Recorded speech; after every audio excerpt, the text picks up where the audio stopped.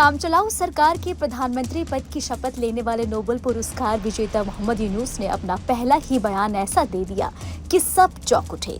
यूनुस ने कबूल किया कि बांग्लादेश में हिंसा के दौर के बीच हिंदुओं, सिखों, बुद्धों और ईसाइयों समेत दूसरे अल्पसंख्यकों को चुन चुनकर जानबूझकर निशाना बनाया गया है।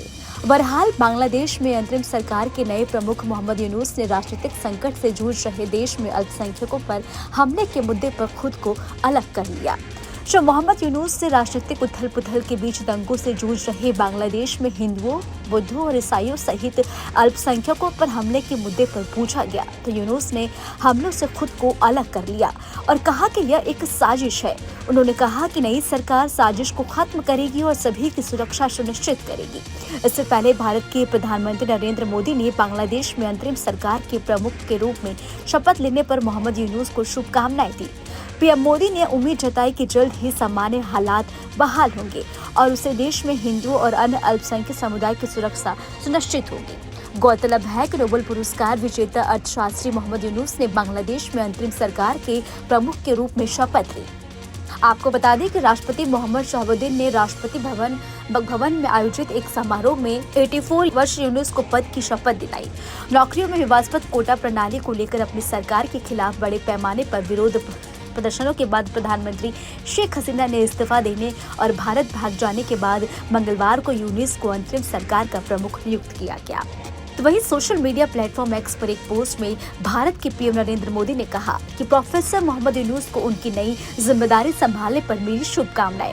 हम उम्मीद करते हैं कि जल्द ही सामान्य हालात बहाल होंगे। इससे हिंदुओं और अन्य सभी अल्पसंख्यक समुदाय की सुरक्षा और संरक्षण सुनिश्चित होगा। उन्होंने कहा कि भारत शांति, सुरक्षा और विकास के लिए दोनों देशों के लोगों की साझा आकांक्षाओं को पूरा करने के लिए बांग्लादेश के साथ काम करने के लिए प्रतिबद्ध है। वहीं आपको बता दें, नोबेल पुरस्कार विजेता मोहम्मद यूनुस ने गुरुवार को बांग्लादेश की अंतरिम सरकार के मुखिया के रूप में कमान संभाली। इस बीच प्रधानमंत्री नरेंद्र मोदी ने न केवल यूनुस को बधाई दी बल्कि आश्वासन भी दिया कि वो भारत बांग्लादेश की जनता के हितों के लिए काम करने को प्रतिबद्ध है। साथ ही उम्मीद जताई कि अंतरिम सरकार हिंदू व दूसरे अल्पसंख्यकों की सुरक्षा सुनिश्चित करेगी। कांग्रेस नेता राहुल गांधी ने भी यूनुस को बधाई दी। इस बीच प्रमुख जातीय अमेरिकी सांसदों द्वारा कृष्णमूर्ति और खन्ना ने बांग्लादेश में हिंदुओं के खिलाफ जारी हिंसा को तत्काल रोकने का आह्वान किया। इधर अमेरिकी विदेश विभाग के प्रवक्ता मैथ्यू मिलर ने कहा कि अमेरिका बांग्लादेश की अंतरिम सरकार के साथ काम करने को तैयार है। वहां हो रहे बदलाव पर हमारी नजर है। इसके साथ ही आपको बता दें कि वहीं एक रिपोर्ट के अनुसार बांग्लादेश सरकार में मंत्री रहे कयेश्वर राव ने यह भी कहा कि अगर भारत उनकी दुश्मन शेख हसीना का साथ देगा तो अच्छे संबंध मुश्किल हो जाएंगे। रॉय ने कहा कि भारत सरकार को बात समझनी होगी। अगर भारत हमारे दुश्मन का साथ देता है तो सहयोग का सम्मान मुश्किल हो जाएगा। हमारे पूर्व विदेश मंत्री ने पिछले चुनाव में कहा था कि भारत शेख हसीना की सत्ता में वापसी के लिए सहयोग करेगा। ऐसे में शेख हसीना की जिम्मेदारी भारत लेता था। भारत और बांग्लादेश के लोगों को एक दूसरे से समस्या नहीं है, लेकिन क्या पूरे देश को छोड़कर एक पार्टी का साथ देना चाहिए? अब ये तो आगे वक्त ही बताएगा।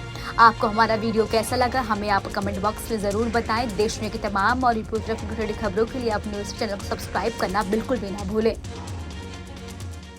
न्यूज नेशन अब व्हाट्सएप पर खबरों की ताजा अपडेट के लिए न्यूज नेशन के इस QR कोड को स्कैन करें।